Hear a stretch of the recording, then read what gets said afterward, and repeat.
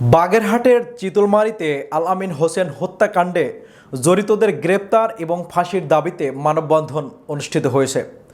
বুধবার সকাল 10টায় এলাকাবাসীর আয়োজনে চিতলমারী কেন্দ্রীয় শহীদ মিনারের সামনে এ মানববন্ধন অনুষ্ঠিত হয়। মানববন্ধনে অংশগ্রহণকারীরা জানান, গত 20 ফেব্রুয়ারি খুলনার সোনাডাঙ্গা 22 তলার সামনে চিতলমারীর হিজলা গ্রামের আল আমিন হোসেনকে পরকীয়া প্রেমের জেরে পরিকল্পিতভাবে ছুরিকাঘাত করে হত্যা করা হয়। এ ঘটনায় 22 ফেব্রুয়ারি খুলনার সোনাডাঙ্গা থানায় আল আমিনের বড় ভাই রাজু শেখ বাদী হয়ে একটি হত্যা মামলা দায়ের করেন।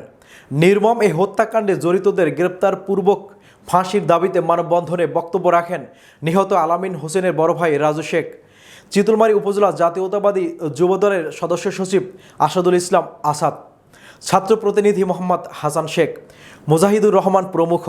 প্রসঙ্গত, গত 20 ফেব্রুয়ারি আল আমিন হোসেন খুলনার সোনাডাঙ্গা 22 তলার সামনে দিয়ে মোটরসাইকেল যোগে কর্মস্থলে যাওয়ার পথে অন্য 2টি মোটরসাইকেলে আসা 4 যুবক তার গতিরোধ করে ধারালো অস্ত্র দিয়ে আঘাত করে।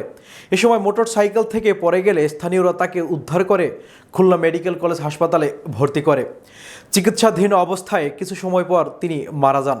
নিহত আল আমিন হোসেন বাগেরহাটের চিতলমারী উপজেলার হিজলা গ্রামের শিক্ষক আইয়ুব আলীর শেখের ছেলে। এরকমের আর কোনো মায়ের বুক খালি না হয়, ইমনের মতন এরকমের আর আল আমিনের মতন এরকমের আর কারো যেন